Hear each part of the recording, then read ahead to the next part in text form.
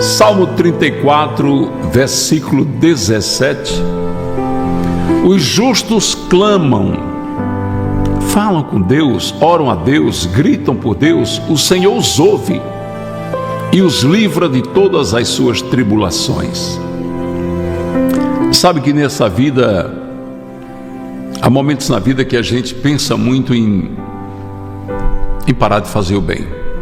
Eu quero falar sobre isso hoje porque a ordem de Deus para nós crentes é não parar de fazer o bem. Ah, pastor, mas às vezes é tão difícil. Mas se é Ele que está mandando. Se é Ele que está mandando, o que é que você vai fazer se Ele está dando ordem para fazer o bem? Muitas vezes a gente diz assim, mas é muito ingrato. Mas é ingrata, viu? Mas gosta de pagar o bem com o mal. Não vou mais fazer, não vou mais ajudar. Isso acontece até com os casamentos. Acontece ou não acontece? Quer ver só? Deixa eu fazer uma pergunta, deixa eu interagir com as irmãs amadas que estão aqui conosco.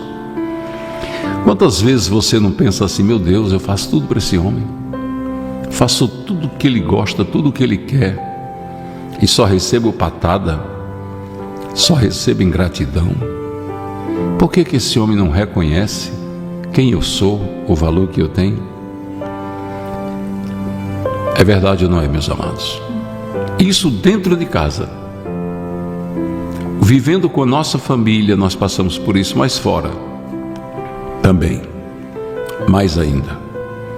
Mas não podemos esquecer que existe uma ordem de Deus dizendo que os justos clamam, o Senhor os ouve e os livra de todas as suas tribulações. E no Salmo 37, no versículo 3, o Senhor diz: confia no Senhor e faze o bem, assim habitarás na terra e te alimentarás em segurança. Sabe o que é que ele está dizendo? Não vai faltar o pão, não vai faltar o dinheiro para os compromissos, não vai faltar o dinheiro para te honrar, não vai faltar a presença de Deus na sua vida. É isso que ele está dizendo. Quando você faz o bem, quando você paga o mal com o bem, você está fazendo a vontade de Deus. E aí o que é que acontece, pastor? Aí Deus vai fazer a sua vontade, exatamente porque você está fazendo a vontade dele.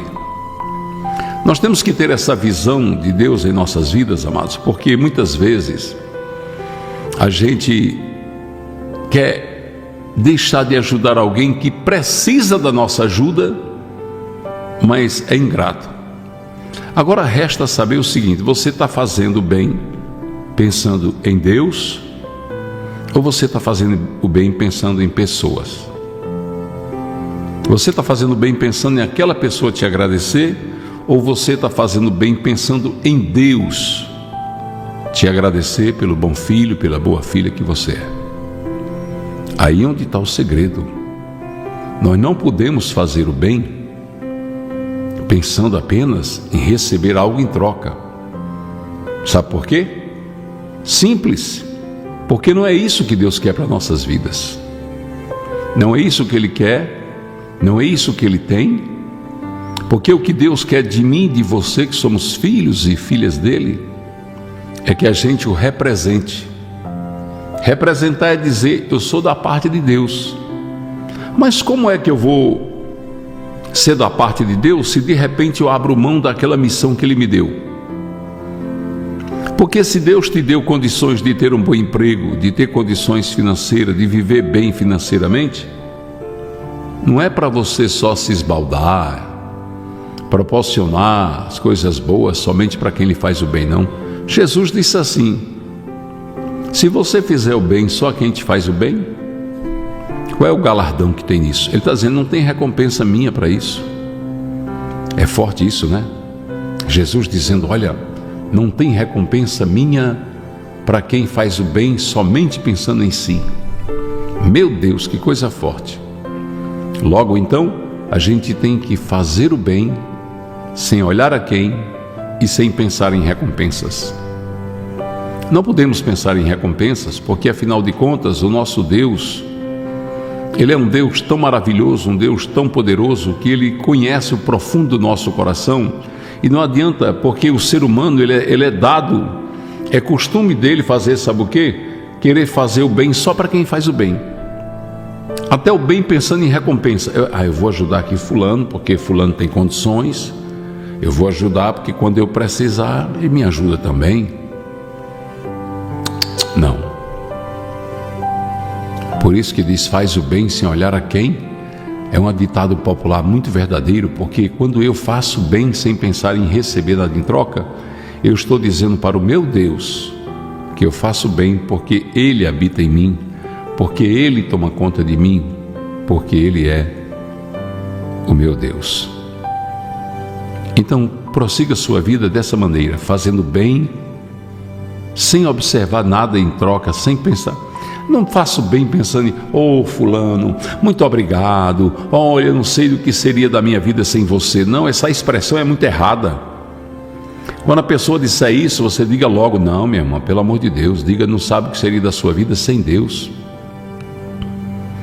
Porque, afinal de contas, o bem vem de Deus e o mal vem do diabo. Se você faz o mal, está trabalhando para Satanás. Se você faz o bem, está trabalhando para Deus. Logo então, aquilo que desperta no meu coração e no seu coração para fazer o bem, não é algo nosso, foi Deus que colocou no nosso coração. Então, se Deus colocou no seu coração a bondade, por que você quer tirar? Por que você quer tirar do seu coração aquilo que Deus te deu? Foi Ele que colocou, é um sentimento dEle, a bondade vem dEle. Quando falaram para Jesus que bem-aventurado eram os seus que o amamentavam, Ele repreendeu na hora. Ele disse, bom e perfeito é só Deus. Então, essa bondade que existe em cada um de nós, ela é de Deus.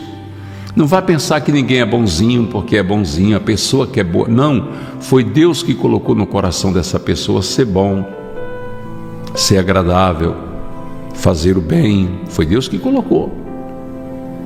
Logo então, meus amados, queridos irmãos, nós vivemos daquilo que Deus nos dá. Fazer a bondade, ajudar as pessoas. Eu tenho falado muito isso, sabe por quê? Que a gente está vivendo num mundo de muito ostracismo, muito esquecimento, sabe? Eu vejo nos sinais aqui em Mossoró, os venezuelanos pedindo esmolas. E aquelas mulheres venezuelanas, aqueles homens, sabe o que é que eles fazem? Para poder sensibilizar as pessoas, eles trazem as suas esposas e seus filhinhos. Eles vêm tudo sujinho, os bichinhos com a carinha triste, estende a mão, e eu vejo as pessoas baixam o vidro do carro e coloca uma moeda na mão dele, coloca pouco. E eu digo, Deus, vivendo de migalhas, saíram do país deles, onde lá o povo está comendo gato e cachorro, não tem, dizem que não existe mais nem gato e cachorro lá, já comeram foi tudo, o povo comeu foi tudo. E aí vem para o Brasil e chega aqui, vive de migalhas. São milhares que entram no Brasil todo dia, vindo a pé. Meu Deus, é um sofrimento tão grande daquele povo. E a palavra de Deus manda que a gente abrace o estrangeiro, que a gente socorra o estrangeiro. Olha, a palavra de Deus, ela fala sobre isso, quer ver? Deixa eu só ver aqui, se você colocar assim, olha, versículos estrangeiros. Se colocasse na Bíblia, versículos, olha aqui, apareceu, sabe quantos? Apareceu 64 versículos sobre estrangeiros. Levítico 19:34. Como natural entre vós será o estrangeiro que peregrina convosco. Amai-vos como a vós mesmos, pois estrangeiros fostes na terra do Egito. Eu sou o Senhor vosso Deus. Deuteronômio 10:19. Pelo que amareis o estrangeiro, pois foste estrangeiro na terra do Egito. Efésios 2:19. assim que já não sois estrangeiros nem forasteiros, mas concidadão dos santos da família de Deus. E quando o estrangeiro peregrinar convosco na vossa terra, não o oprimeis, não oprima ele, não faça ele sofrer. Oh glória! Êxodo capítulo 22, versículo 21. O estrangeiro você não afligirá, nem o oprimirá, pois estrangeiro foste na terra do Egito. Deuteronômio 28, 43. O estrangeiro que está no meio de ti se elevará muito sobre ti, e tu muito embaixo descerá. A palavra de Deus é muito pura, meus irmãos. Deus manda tratar bem os estrangeiros. Estrangeiro, irmãos, não é só aquele que vem da Venezuela, da Argentina, de outros países que estão em crise, não. O estrangeiro é aquele irmão que está na rua, num sinal, aquele irmão que está pedindo ajuda. Por que ele é estrangeiro se ele é brasileiro? Ele é estrangeiro porque ele é estranho para você, você não conhece ele. Então ele é um estrangeiro. Deus ordenou ao povo de Israel que quando recolhesse os frutos da terra, quando ele estivesse colhendo o milho, o trigo, deixasse um pouco lá, para quando o estrangeiro passar, encontrasse alimentos ali. E o povo de Israel deixava. Eles colhiam, mas sempre deixava alimento na terra para quando o estrangeiro passar, entrar naquela plantação e se alimentar. Era uma ordem de Deus para o seu povo. Deus quer o seu povo com coração bom. Jesus disse: se você for bom, então conhecereis que você é meu discípulo. Olha, pregar a bondade, ser bondoso. Pastor, mas fulano foi tão ingrato comigo. Aí é que você tem que fazer o bem cada vez mais, que é para ele ficar pensando que você realmente pertence a Deus.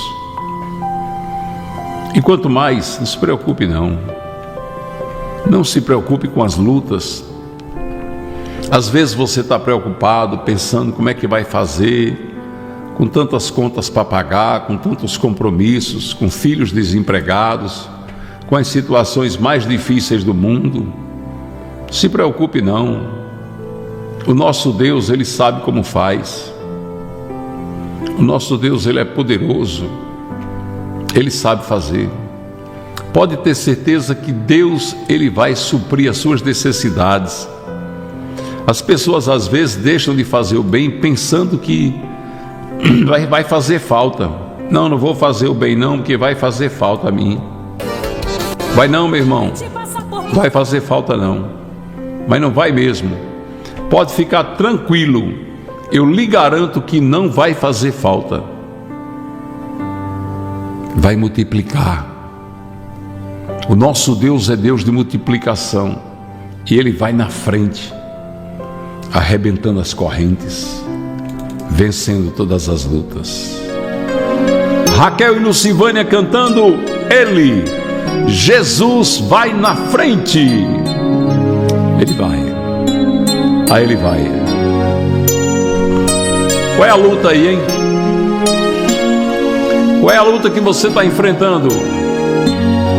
Pode ter certeza que Ele já está na frente. Porque você acreditou nas mentiras do vil tentador.